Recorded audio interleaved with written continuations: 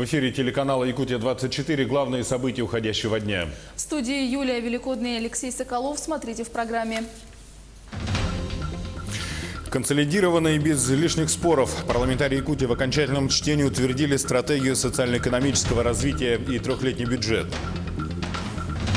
Один вуз, 2 диплома. Студенты СВФУ могут получить 2 образования без отрыва от учебы. С каким вузом подписано соглашение? Шуба, автомобили или автозапчасти недорого. В Мирном участились случаи интернет-мошенничества. По какой схеме действуют злоумышленники? Автопарк в Ленске пополнился 8 единицами техники. Какие предприятия города ожидают обновления автобазы? 2019 год провозглашен годом сохранения языков коренных народов. Какие мероприятия по сохранению эвенкийского языка запланированы в Алданском районе?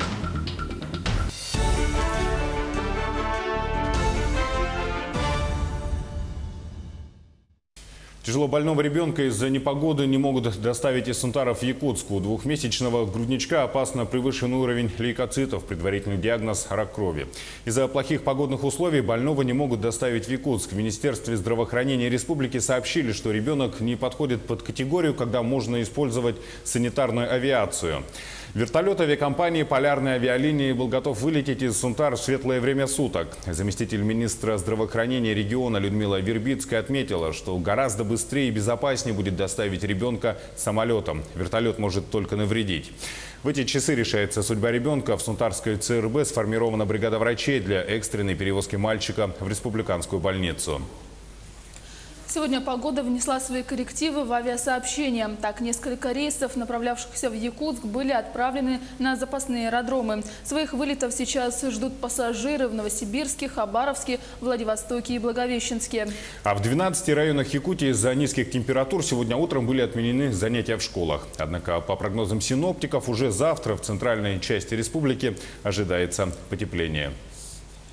К другим событиям. Депутаты Илтумен в ходе очередного пленарного заседания приняли ряд важных законов. В том числе в окончательном чтении утвердили республиканские законы о стратегии социально-экономического развития Якутии и трехлетний бюджет.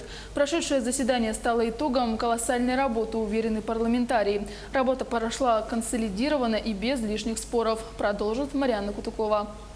Закон о стратегии социально-экономического развития Якутии рассчитан до 2032 года. Он определяет основные приоритеты для республики. Над документом работали все Якутии на протяжении нескольких лет. Основой стал майский указ президента России. Мы ставим задачу увеличения доходов населения, снижения в 2 раза уровня бедности населения уже к 2024 году. Мы планируем, что к 2032 году объем валового регионального продукта нашего региона превысит отметку 2 триллиона рублей.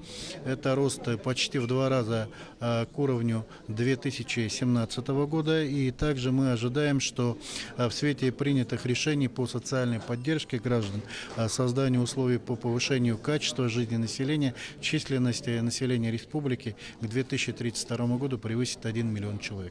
Приняли депутаты и государственный бюджет Якутии на ближайшие 3 года. Его параметры к окончательному чтению претерпели сотни поправок. Так, доходная часть бюджета увеличена на 20 миллиардов рублей. Это дотации и субвенции из федерального бюджета. Также 12 миллиардов рублей выделят на выравнивание энерготарифов на Дальнем Востоке. Хотелось бы выделить те увеличения по расходной части. Это более 500 миллионов рублей увеличили по сельскому хозяйству.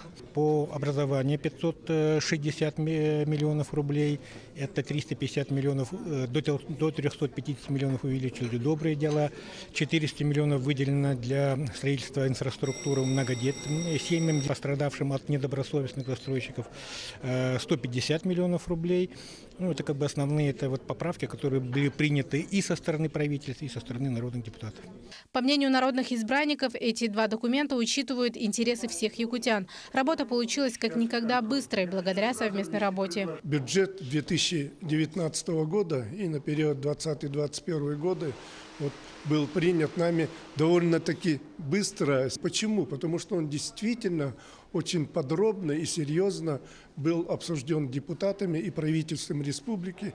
Я считаю, вот эта консолидированная работа как раз способствовала тому, что к этому документу мы подошли действительно серьезно. И сегодня без больших таких каких-то нареканий у нас он был принят. Да. Я убежден в том, что мы сделали сегодня самые правильные решения. Ведь работали на стратегии не 1 год, а 2. Мы же знали, что будем принимаем. И те депутаты, которые хотели, чтобы их мнение было услышано и отражено в стратегии, они этого добились, в том числе и я. Говоря о бюджете, депутаты отмечают, что он получился реальным. Нужно жить по доходам, а не распределять неполученные и незаработанные деньги. Что касается стратегии, по мнению главы республики, она будет меняться в зависимости от актуальных приоритетов и изменений. Марьяна Кутукова, Григорий Охлопков, Якутск. В год консолидации крупные предприятия в Якутии должны активно включаться в программы государственно-частного партнерства. Их помощь выйдет на новый уровень и не должна ограничиваться дивидендными выплатами и спонсорской поддержкой. Необходимо подключаться к решению более узких вопросов, начиная от экологии до социальных проблем. Об этом, комментируя ежегодное послание главы республики, сказал генеральный директор компании «Железные дороги Якутии» Василий Шимохин. В частности, железнодорожное предприятие готово участвовать в программе по переселению из ветхого жилфонда. На сегодняшний день в Алданском районе есть 2 поселка, Солнечное и Синегорье, где живут практически 40% наших сотрудников железных дорог Якутии. И, безусловно, компания заинтересована, чтобы в ближайшее время эти сотрудники, наши сотрудники, получили это не бамовское жилье, которое, так сказать, уже там 1000 лет, ему, извините за каламбур, но получили хорошее жилье, сегодня переселились. Конечно, мы готовы на 3-летнюю, 5-летнюю программу подойти комплексно к переселению этих 2 поселков. Студенты головного вуза Якутии смогут получать сразу 2 диплома о высшем образовании – СВФУ и Казанского федерального университета. Кто может принять участие в проекте «Один вуз, 2 диплома», расскажет Дмитрий Тымыров. Не 1, а целых 2 диплома 2 федеральных университетов страны могут получить студенты старших курсов Северо-Восточного федерального университета. В головном вузе Якутии запускается проект «Один вуз, 2 диплома». 6 декабря СФВУ и Казанский федеральный университет подписали соглашение о сотрудничестве. И теперь наши студенты 3-й и 4-й курсы очного отделения, они имеют право стать студентами Казанского федерального университета. На форма обучения – это дистанционная форма. И так как это 2-я специальность, она будет платной. Оплата обучения – 32 тысячи рублей. 32 тысячи рублей – полная стоимость обучения. Лекции без переездов, учеба экстерном. Пока в списке 12 специальностей. В Северо-Восточном федеральном университете хотят привлечь к 2-дипломному образованию 250 студентов. Стартовали, получается, по набору только с этой недели.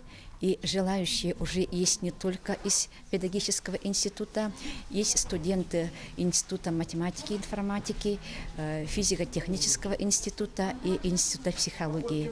Но в целом, я думаю, этим проектом заинтересуются и родители, и сами студенты, и мы ждем их заявлений. Это уникальная возможность, которая позволяет студентам при окончании университета получить 2 диплома. И меня очень сильно заинтересовала специальность управления персоналом, потому что она является очень востребованной в нашей республике, и возможность ее получить дистанционным образом, в свободное время от учебы. Занятия начнутся с февраля следующего года. В случае успеха уже через год список предлагаемых профессий расширят и распространят не только на педагогические направления. Дмитрий Тымыров, Григорий Николаев, Якутск. В Нерюнгри работала министр здравоохранения Якутии Елена Борисова. Она представила коллективу нового главного врача Нерюнгринской ЦРБ. Подробности у нашего корреспондента Сергея Козюра. Это был первый визит Елены Борисовой в столицу Южной Якутии в качестве министра здравоохранения, представившей коллективу Нерюнгринской центральной районной больницы нового главного врача. Им стал Алексей Яворский, ранее возглавлявший Чульманскую городскую больницу, а потому хорошо знакомый со спецификой работы учреждений здравоохранения в промышленном районе республики. Алексей Александрович родом из города Алдан, по специальности акушер-гинеколог, кандидат медицинских наук. Проработал 9 лет врачом в Якутске, был заместителем главного врача в Хангаласском районе. Самая главная цель – это повышение удовлетворенности граждан медицинскими услугами, медицинской помощью. Для достижения этой цели будут уже поставлены задачи по направлениям деятельности больницы и здравоохранения Нерюнгринского района, начиная от лечебной, лечебно-профилактической, образовательной, кадровой работы. В своем вчерашнем послании и глава республики Асен Николаев отметил, что качество здравоохранения самое большое недовольство населения вызывает именно в промышленных районах, крупных городах. Так что не случайно куратором и координатором Нерюнгринского района в правительстве вчера была назначена министр здравоохранения республики Елена Борисова. И визит в Нерюнгри был определен и этой ее новой миссией. Понимаем, что где происходит технологический прорыв, а он сегодня именно в промышленной зоне, и Нерюнгри здесь лидирующие позиции занимает, да, особенно в части ТОР, то, естественно, они должны сопровождаться и с более качественными социальными услугами. Понятно, что в первую очередь для меня это важно здравоохранение, но как куратор это все социальные сферы, и образование, и культура, и спорт. В отрасли здравоохранения Нерюнгринского района предстоит много работы. Это в первую очередь проведение серьезного капитального ремонта детской поликлиники районной больницы, построенной в 80-х годах. Вопросы приобретения высокотехнологичного медицинского оборудования и, безусловно, решение проблемы слабой укомплектованности врачебными кадрами. Сергей Козюра, Тамара Игнатьева, Захар Головин, Нерюнгри. В Мирном участились случаи интернет-мошенничества. Только за последнюю неделю прокуратура района возбудила 3 дела по таким преступлениям.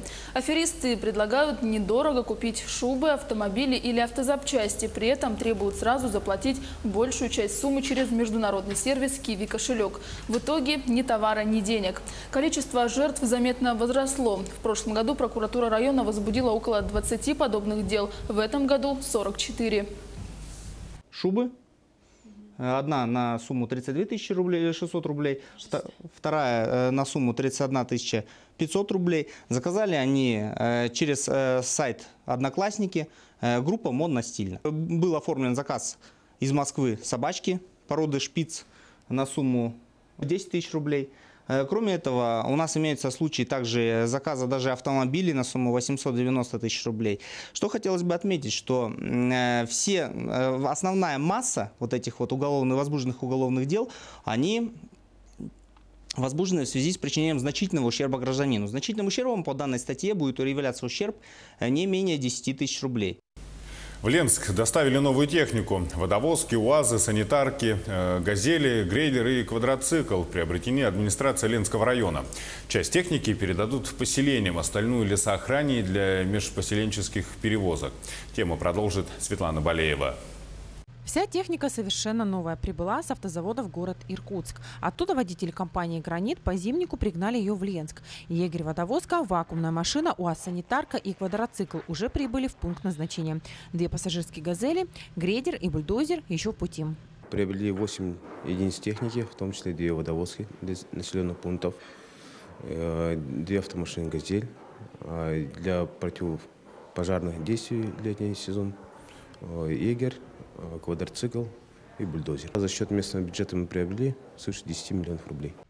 Водовозки будут переданы в поселения Турукту и Натора. Жители Турукты просили главу района выделить им еще одну водовозку, так как на протяжении многих лет на Слеге подвозит воду только одна машина, и та чаще неисправна. Что касается вакуумной машины, то она будет использоваться для централизованного вывоза бытовых отходов с бюджетных учреждений, школ и детских садов.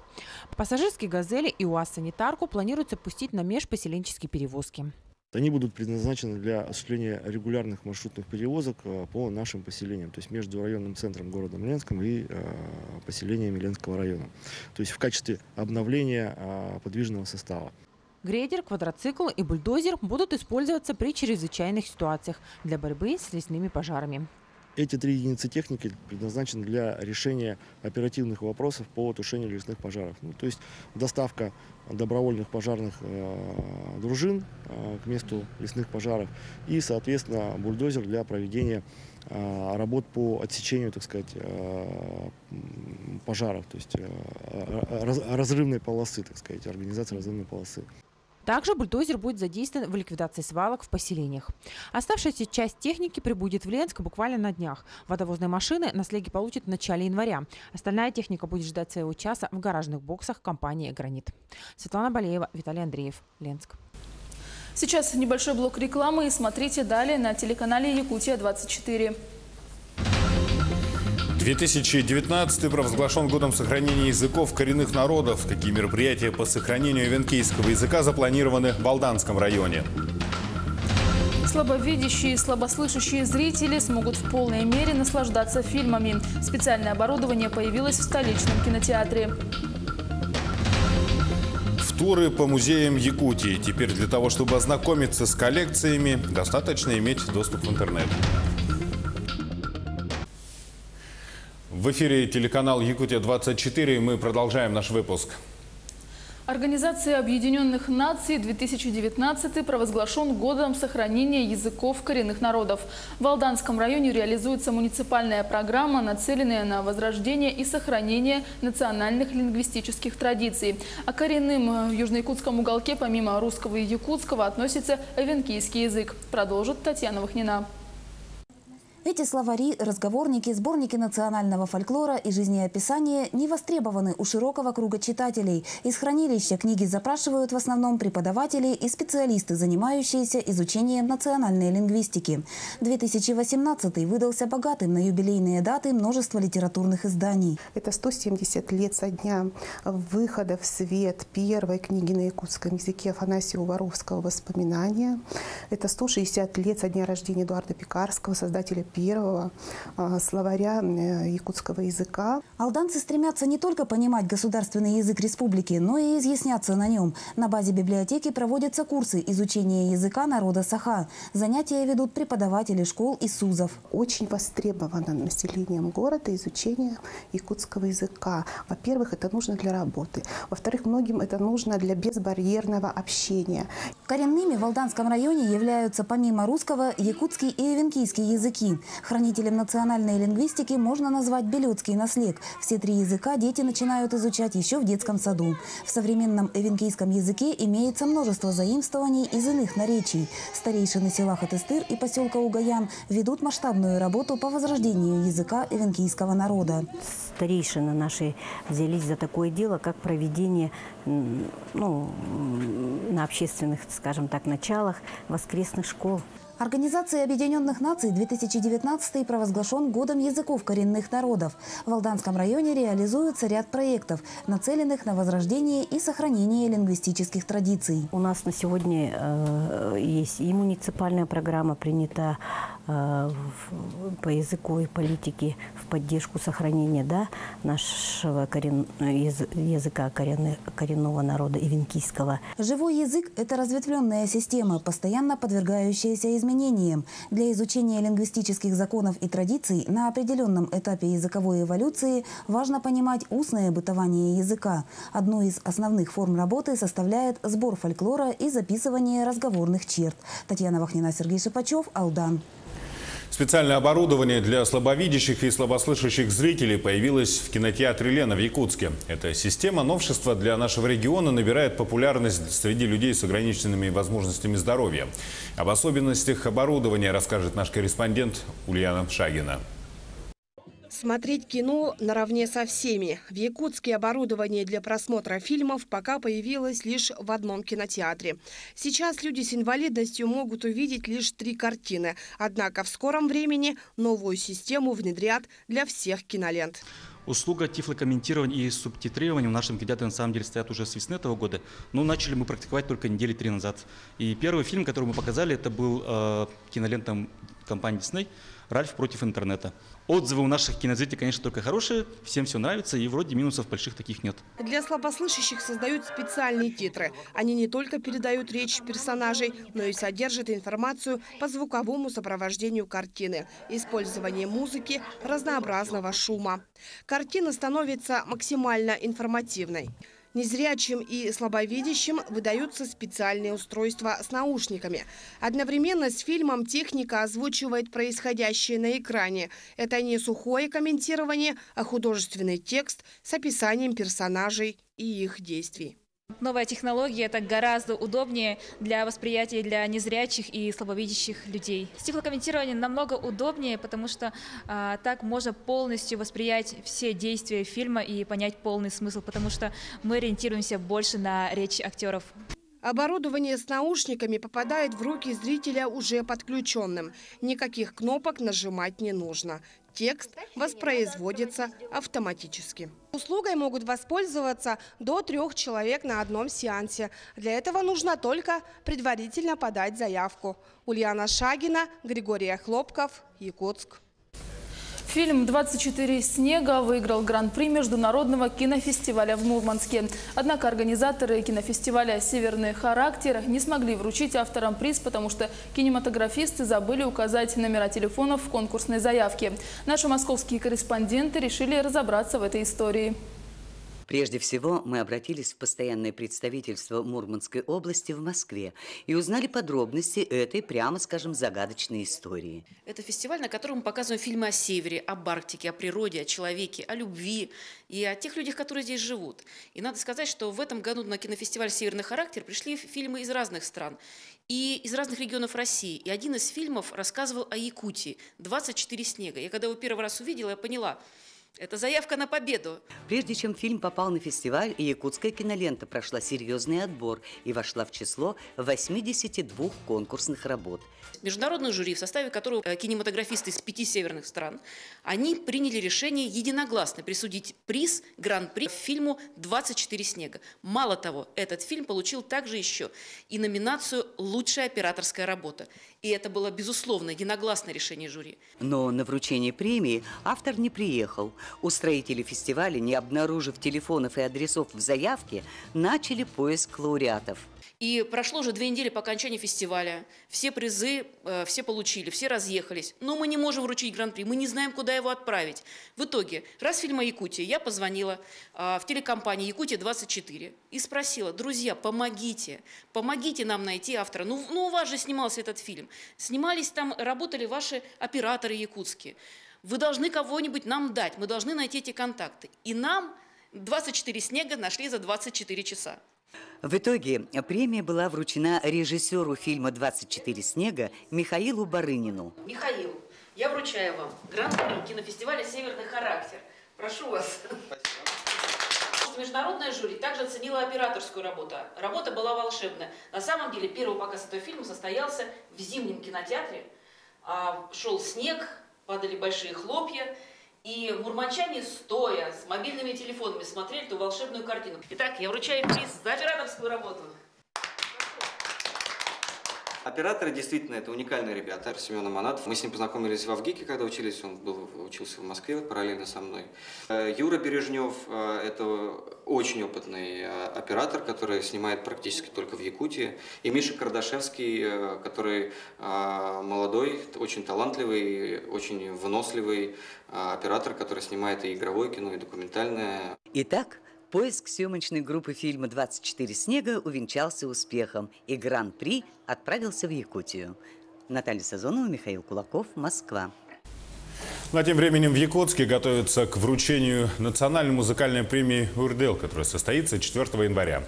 На сегодняшний день «Урдел» является единственной премией в области якутской популярной музыки, стимулом для артистов, которые начинают свои первые шаги в сфере шоу-бизнеса и которым важно чувствовать пульс своей аудитории. Премия «Урдел» организована с целью популяризации якутского песенного искусства, выявления лучших авторов, песенников, мелодистов, аранжировщиков и исполнителей, поиска новых творческих личностей. И, конечно же, это для каждого певца, то, что мы вошли в финал, это огромный показатель, стимул для нашей творческой деятельности. И, пользуясь случаем, я хочу всем передать огромную благодарность, то, что на всенародном голосовании, путем выбора моей песни, я вошла в список финалистов. Туры по музеям Якутии стали доступнее. В республике их более 400. Они расположены на всей территории региона и хранят историю, традиции и культуру народов. Теперь для того, чтобы ознакомиться с коллекциями музеев, достаточно иметь доступ в интернет. На презентации проекта «Виртуальная Якутия» была Кристина Якупова. Виртуальный тур по музеям Якутии для каждого и бесплатно. Достаточно выйти в интернет. Автор проекта – молодой разработчик Иоанн Дмитриев. Технологию освоил еще в 2011-м. 2 года назад прошел сертификацию Google. Без него никакого доступа к виртуальным картам. Тогда же и загорелся идеей перевести музеи Якутии в интернет. В данное время для Якутии это особенно нужно, потому что это популяризация. У нас республика очень большая. Выехать в отдаленные улицы возможно не каждому. И в плане сохранения тоже играет не самую последнюю роль. Чтобы ознакомиться с музеями нашей республики, достаточно зайти на сайт virtualyakutia.ru, и перед вами откроется карта с метками. Выбрав любую метку, вы можете виртуально прогуляться по музею и окунуться в историю и культуру нашей республики. Пока на сайте 40 виртуальных 3D-туров. Хранение музейного материала в цифровом виде очень удобно, как для школьников, так и для взрослых. Я считаю, что это очень нужный, очень полезный проект. Очень хорошее решение, архитектурно-художественное решение, историческое решение, очень эмоциональные экспозиции. Все это надо документировать. Вот поэтому я считаю, что он делает очень полезное, нужное дело. В планах у команды охватить все музеи Якутии и добавить памятники, чтобы проект «Виртуальная Якутия» стал популярен во всем мире. Узнав и увидев историю Северного края, далекой республикой заинтересуются иностранцы. А это плюс в развитии туризма. Кристина Якупова, Илья Сыромятников, Якутск. Телеканал «Якутия-24» следит за развитием событий. Не переключайтесь, оставайтесь с нами. Удачи вам!